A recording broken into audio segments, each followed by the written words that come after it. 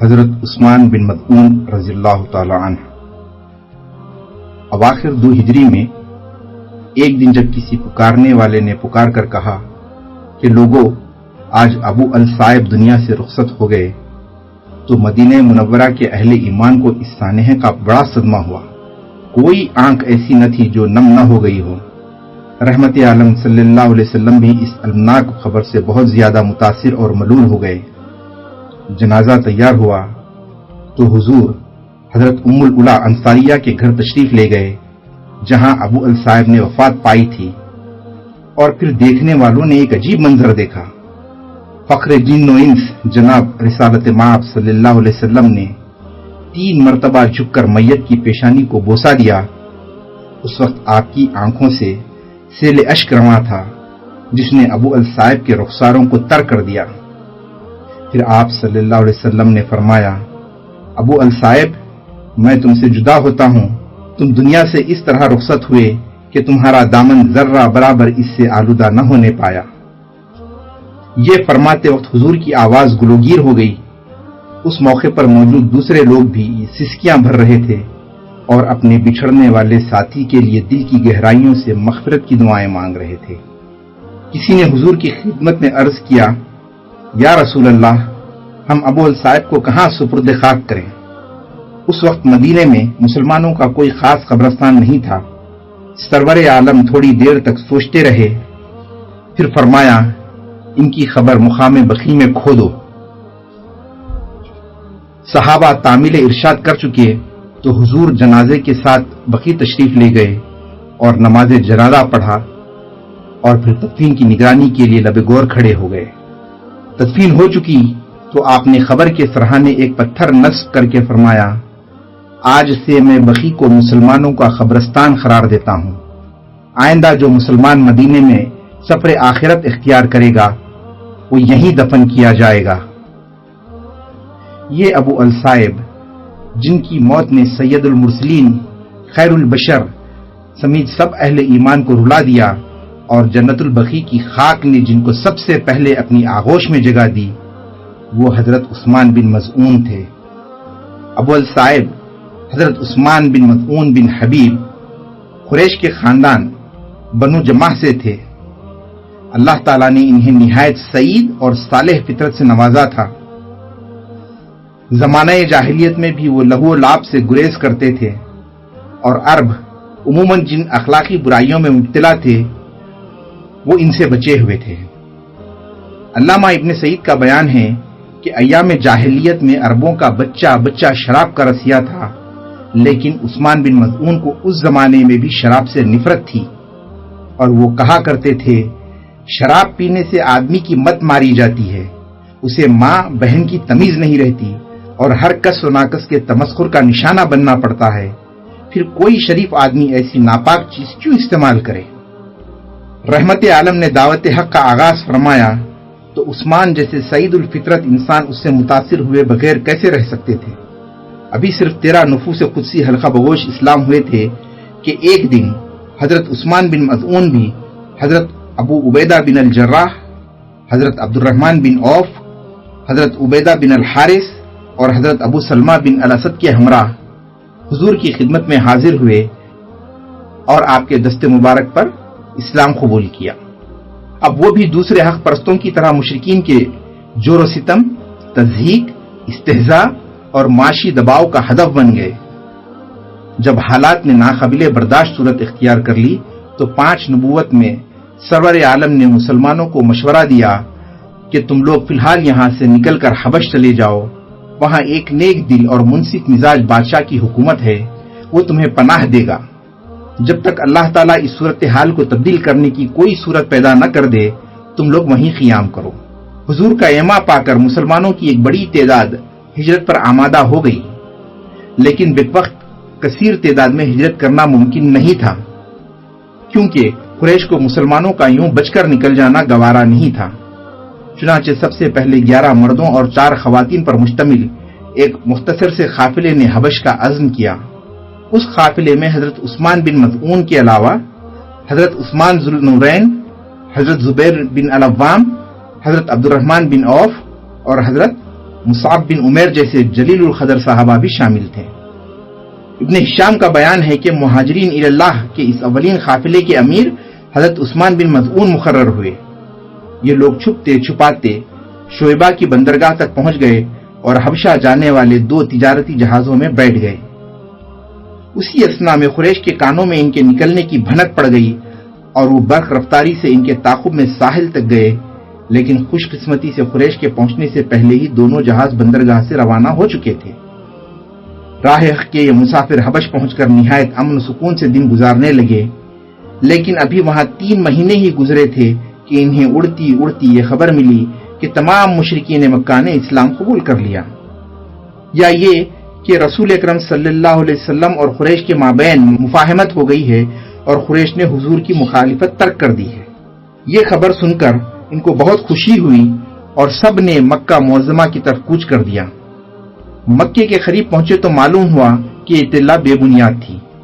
اب یہ بے خامہ جماعت سخت شش و پنج میں پڑ گئی کہ واپس حبش چلے جائیں یا مکے میں داخل ہو کر پھر کفار کی جفاکاریوں کا نشانہ بن جائیں۔ آخر بہت سوچ بچار کے بعد انہوں نے طے کیا کہ اپنے غیر مسلم اعزاء و احباب یا قریش کے بعض سربراہ آدمیوں کی حمایت پناہ حاصل کر کے شہر میں داخل ہو جائیں۔ چنانچہ سب کسی نہ کسی کی پناہ لے کر شہر میں داخل ہوئے۔ حضرت عثمان بن مظعون کو بنو مخزوم کے رئیس ولید بن مغیرہ حضرت خالد سیف اللہ کے باپ نے پناہ دی اور وہ مکہ میں امن و سکون کے ساتھ رہنے لگے، لیکن زیادہ دن نہیں گزرے تھے کہ وہ اپنے ضمیر میں سخت کشمکش محسوس کرنے لگے جب وہ دیکھتے تھے کہ مشرکین مکہ سرور کائنات صلی اللہ علیہ وسلم اور دوسرے حق پرستوں پر سخت مظالم ڈھا رہے ہیں اور وہ ولید کی پناہ میں آرام سے وقت گزار رہے ہیں، تو انہیں سخت شرم محسوس ہوتی تھی اور دل میں سوچتے تھے کہ افسوس میرے آقا و مولا روحی فدا اور میرے اخوان دین تو طرح طرح کے مسائب و آلام میں مبتلا ہیں اور میں ایک مشرک کی حمایت میں سکھ و چین کی زندگی گزار رہا ہوں۔ خدا کی قسم یہ تو محض نفس پرستی ہے۔ چنانچہ ایک دن وہ سخت بے چین ہو کر ولید کے پاس پہنچے اور اس سے کہا، اے ابا عبد الشمس، تم نے اپنی حمایت کا حق ادا کر دیا، اب میں تمہاری پناہ میں نہیں رہنا چاہتا۔ میرے لیے رسول اللہ صلی اللہ علیہ وسلم اور ان کے اصحاب کا نمونہ کافی ہے۔ ولید نے کہا، بیٹے آخر بتاؤ تو صحیح کیا ہوا، کیا کسی نے تمہیں تکلیف پہنچائی ہے؟ حضرت عثمان نے فرمایا، نہیں ایسی کوئی بات نہیں ہے، بس اب میں صرف اللہ تعالیٰ کی پناہ چاہتا ہوں، کسی دوسرے کی حمایت مجھے درکار نہیں ہے۔ ولید نے کہا، اگر تمہاری یہی مرضی ہے تو پھر حرم میں جا کر سب کے سامنے میری پناہ سے نکلنے کا اعلان کرو، کیونکہ میں نے بھی اسی طرح تمہیں اپنی پناہ میں لیا تھا۔ حضرت عثمان اس کے لیے فوراً تیار ہوئے۔ ولید ان کو ساتھ لے کر حرم میں گیا اور مجمع عام کے سامنے ان کی خواہش بیان کی۔ حضرت عثمان نے کھڑے ہو کر اس کی تصدیق کی اور فرمایا، اے اہل مکہ، میں نے ولید کو ایک باوفا اور شریف انسان پایا، اس نے میری حمایت کا پورا حق ادا کیا، مگر مجھے اللہ کی پناہ کے سوا کسی دوسرے کی پناہ میں رہنا پسند نہیں، اس لیے ولید کی پناہ میں نے واپس کر دی ہے۔ ولید بن مغیرہ کی پناہ سے دستبردار ہونا جور و ستم کے اس علاوہ میں کودنے کے مترادف تھا جو مشرکین نے حق پرستوں کے لیے دہکا رکھا تھا، لیکن حضرت عثمان بن مظعون اپنے آقا و مولا اور دوسرے بلاکشوں کے اتباع میں ہر قسم کی آرام و راحت سے بے نیاز ہو کر مردانہ وار اس علاوہ میں کود پڑے۔ اسی زمانے میں جاہلی عرب کے مشہور شاعر لبید بن ربیعہ کا مکہ میں ورود ہوا۔ وہ ابھی مشرف اسلام نہیں ہوئے تھے۔ مشرکین مکہ نے انہیں ہاتھوں ہاتھ لیا اور وہ ان کی شعر و سخن کی محفلوں کو گرمانے لگے۔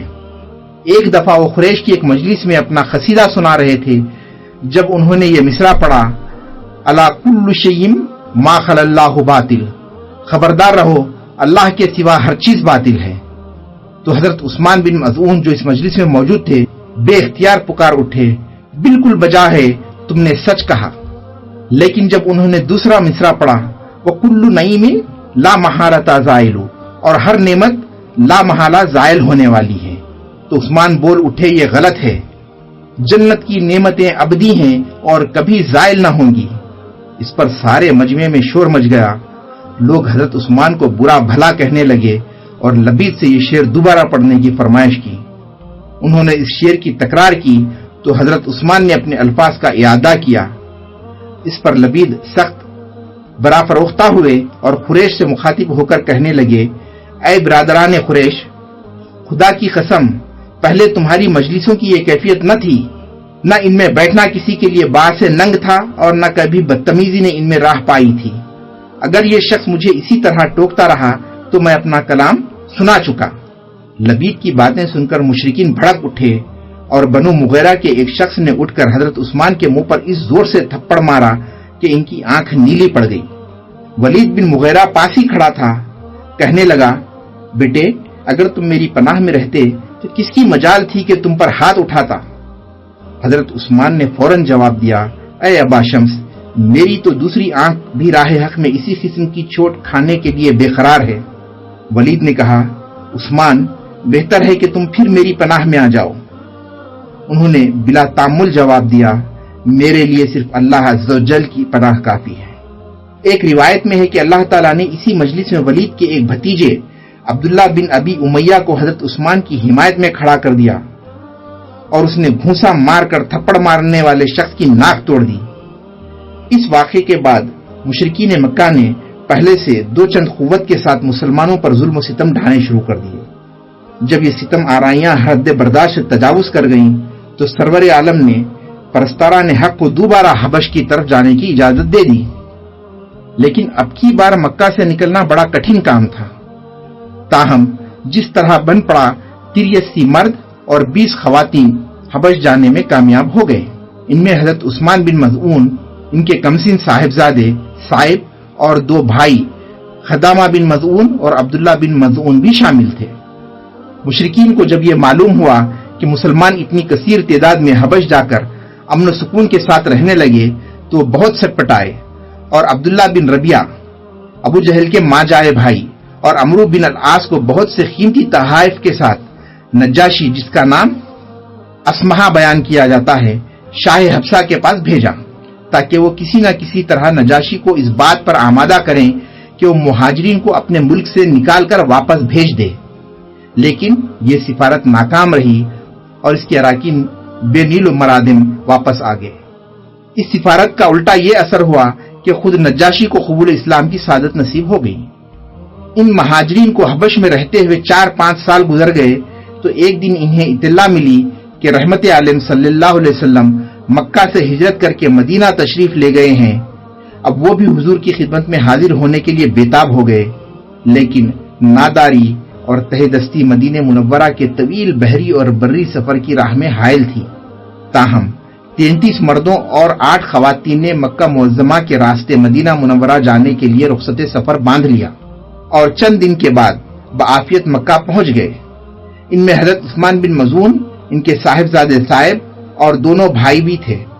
مکہ معظمہ میں چند دن قیام کرنے کے بعد حضرت عثمان اپنے سارے اہل و عیال اور خاندان سمیت مدینہ منورہ کو ہجرت کر گئے۔ علامہ ابن سعد کا بیان ہے کہ حضرت عثمان بن مظعون مکہ سے اس طرح رخصت ہوئے کہ ان کے خاندان کا ایک متنفس بھی وہاں نہ رہا اور ان کے مکانوں میں خفل پڑ گئے۔ مدینہ منورہ پہنچ کر اصحاب نے حضرت عبداللہ بن سلمہ اجلانی کے مکان پر قیام کیا۔ حضور کو ان کی آمد کی اطلاع ملی تو آپ بہت مسرور ہوئے اور حضرت عثمان اور ان کے بھائیوں کو مکانات کی تعمیر کے لیے وسیع قطاعات زمین مرحمت فرمائے۔ چند ماہ بعد رسول اکرم صلی اللہ علیہ وسلم نے مہاجرین اور انصار کے درمیان مواخات قائم کرائی تو حضرت عثمان بن مظعون کو جلیل القدر صحابی حضرت ابو الحیثم بن التیہان انصاری کا دینی بھائی بنایا۔ رمضان المبارک 2 ہجری میں حضرت عثمان بن مظعون کو حق و باطل کے مورخ اول غزوہ بدر میں شریک ہونے کا عظیم شرف حاصل ہوا۔ اس مورکے میں انہوں نے خوب داد شجاعت دی۔ قریش کا ایک جنگجو اوس المعبر بن نوران مسلمانوں پر بڑھ چڑھ کر وار کر رہا تھا۔ حضرت عثمان شمشیر بکف اس کی طرف بڑھے۔ اسی اثنا میں حضرت علی کرم اللہ وجہ بھی ان کے سر پر پہنچ گئے اور ان دونوں جان بازوں نے آنن فانن اس کا کام تمام کر دیا۔ ایک اور مشرک حنظلہ بن خبسیہ کو حضرت عثمان نے مغلوب کر کے زندہ گرفتار کر لیا۔ میدان جنگ سے واپس آئے تو علیل ہو گئے۔ انصاری بھائی اور ان کے اہل خاندان نے بڑی دلسوزی کے ساتھ تیمارداری کی لیکن ان کی علالت کا سلسلہ طویل ہوتا گیا، یہاں تک کہ آخر 2 ہجری میں خالق حقیقی کی طرف سے بلاوا آ گیا۔ ان کی وفات پر مدینہ منورہ میں کوہرام مچ گیا۔ جس نے ان کی رحلت کی خبر سنی سر پکڑ کر بیٹھ گیا۔ حضرت عثمان بیماری کا سارا زمانہ حضرت ام العلا انصاریہ کے گھر گزارا تھا اور وہیں فوت ہوئے تھے۔ رحمت عالم خود بادیدان گریاں حضرت ام العلا کے گھر تشریف لے گئے اور میت کی پیشانی کو 3 بار بوسہ دیا۔ ام العلا نے حضور کے سامنے میت کو مخاطب کر کے کہا، ابو صاحب تم پر خدا کی رحمت ہو، میں شہادت دیتی ہوں کہ اللہ نے تمہیں معزز کیا۔ حضور اگرچہ خود حضرت عثمان سے غائب درجہ محبت کرتے تھے، لیکن آپ نے ارشاد فرمایا، ام العلا تمہیں یہ کیسے معلوم ہوا؟ انہوں نے عرض کیا، یا رسول اللہ میرے ماں باپ آپ پر قربان، اللہ تعالیٰ ابو صاحب جیسے آدمی کو عزت نہ دے تو اور کس کو دے گا؟ حضور نے فرمایا، بلا شبہ عثمان اخلاص کے انتہائی درجے پر فائز تھا اور مجھے اس کے لیے اللہ سے بہتری کی امید ہے، لیکن خدا کی قسم میں اللہ کا رسول ہو کر بھی از خود نہیں جانتا کہ میرے ساتھ کیا معاملہ پیش آئے گا۔ صحیح بخاری۔ شارحین حدیث نے لکھا ہے کہ حضور کا یہ ارشاد لوگوں کو یہ سمجھانے کے لیے تھا کہ مسلمان کی موت پر اس کی آخرت کے بارے میں یقینی طور پر کچھ نہ کہو۔ ہو سکتا ہے کہ ایک شخص جو بظاہر نیک تھا، اللہ تعالیٰ اس کے کسی فعل پر گرفت کرے جو ہماری نظروں سے پوشیدہ ہو۔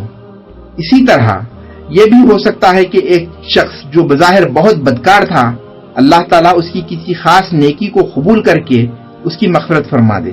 اس لیے ہمیں خود کسی شخص کے جنتی اور جہنمی ہونے پر شہادت نہیں دینی چاہیے۔ حضرت عثمان بن مظعون نے اپنے پیچھے 2 بیٹے چھوڑے، عبد الرحمن اور صائب۔ عبد الرحمن کے حالات کتب سر میں نہیں ملتے، البتہ حضرت صائب نے تاریخ میں بڑی شہرت پائی اور جلیل القدر صحابہ میں شمار ہوئے۔ انہوں نے اپنے والد کے ہمراہ 2 ہجرتوں کا شرف حاصل کیا اور عہد رسالت کے تمام غزوات میں بڑے جوش اور ولولے کے ساتھ شریک ہوئے۔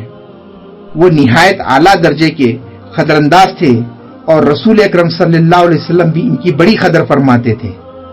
آپ صلی اللہ علیہ وسلم غزوہ بواد کے لیے تشریف لے گئے تو حضرت صاحب کو مدینہ منورہ میں اپنا قائم مقام مقرر فرما دیا۔ عہد صدیقی میں حضرت صاحب جنگ یمامہ میں شریک ہوئے اور کمال جانبازی سے لڑے۔ اسی جنگ میں وہ شدید زخمی ہو گئے اور کچھ عرصے بعد اسی صدمے سے وفات پائی۔ اس وقت ان کی عمر 30 سال سے کچھ اوپر تھی۔ حضرت عثمان کی زوجہ کا نام خولہ بنت حکیم تھا۔ وہ قبیلہ سلیم سے تھی اور مسند احمد بن حنبل کی روایت کے مطابق رشتے میں رسول اکرم صلی اللہ علیہ وسلم کی خالہ ہوتی تھیں۔ ان کا شمار جلیل القدر صحابیات میں ہوتا ہے۔ بہت عبادت گزار اور نیک سیرت خاتون تھی۔ ان سے 15 حدیثیں مروی ہیں۔ حضرت عثمان بن مظعون کی وفات کے بعد انہوں نے زندگی بھر دوسرا نکاح نہیں کیا۔ حضرت صاحب اور عبد الرحمن انہی کے وطن سے تھے۔ حضرت عثمان بن مظعون کا صحیفہ اخلاق، سلامتی طبع، استقامت فی الدین، حب رسول، جرات و شجاعت، شرم و حیا اور زہد رو جیسے گلہائے رنگا رنگ سے آراستہ تھا۔ یوں تو زمانے جاہلیت ہی میں ان کی پاک بازی کی شہرت تھی، لیکن قبول اسلام کے بعد یہ رنگ اور بھی نکھر گیا تھا۔ عبادت الہی سے بے حد شغف تھا۔ اکثر دن کو مسلسل روزے رکھتے تھے اور رات رات بھر عبادت میں مشغول رہتے تھے۔ مسند ابو داؤد میں ہے کہ رسول اکرم صلی اللہ علیہ وسلم کو ان کی مسلسل شب بیداری اور عبادت کا حال معلوم ہوا تو آپ نے ان کو بلوا بھیجا۔ وہ حاضر ہوئے تو حضور نے فرمایا، عثمان تم کو میری سنت سے اعراض ہے؟ انہوں نے عرض کیا، یا رسول اللہ میرے ماں باپ آپ پر قربان، خدا کی قسم ایسی بات نہیں ہے، آپ کی سنت تو میرے لیے مشعل راہ ہے۔ حضور نے فرمایا، تو سنو، میں سوتا بھی ہوں اور نماز بھی پڑھتا ہوں، روزے بھی رکھتا ہوں اور افطار بھی کرتا ہوں اور عورتوں سے نکاح بھی کرتا ہوں۔ عثمان اللہ سے ڈرو، تمہاری بیوی کا بھی تم پر حق ہے، تمہارے مہمان کا بھی تم پر حق ہے اور تمہارے نفس کا بھی تم پر حق ہے، اس لیے تم روزہ بھی رکھو اور افطار بھی کرو اور نماز بھی پڑھو اور سویا بھی کرو۔ علامہ ابن سعد نے یہ واقعہ ایک دوسرے پیرائے میں بیان کیا ہے۔ وہ لکھتے ہیں کہ عبادت میں حضرت عثمان بن مظعون کا انہماک اس قدر بڑھ گیا تھا کہ وہ بیوی بچوں سے بالکل بے نیاز ہو گئے تھے۔ نتیجہ یہ ہوا کہ ان کی اہلیہ نے سنگار ترک کر دیا اور بہت ہی سادہ اور خراب حالت میں رہنے لگی۔ ایک دن اتفاق سے حرم نبوی میں آئیں تو تو उम्महातुल मोमिनीन उन्हें इस हालत में देखकर बहुत ताज्जुब हुई और पूछा, खौला, तुमने ये अपनी क्या हालत बना रखी है? तुम्हारे शौहर कुरैश के मुरफ़्फ़ल हाल लोगों में शुमार होते हैं।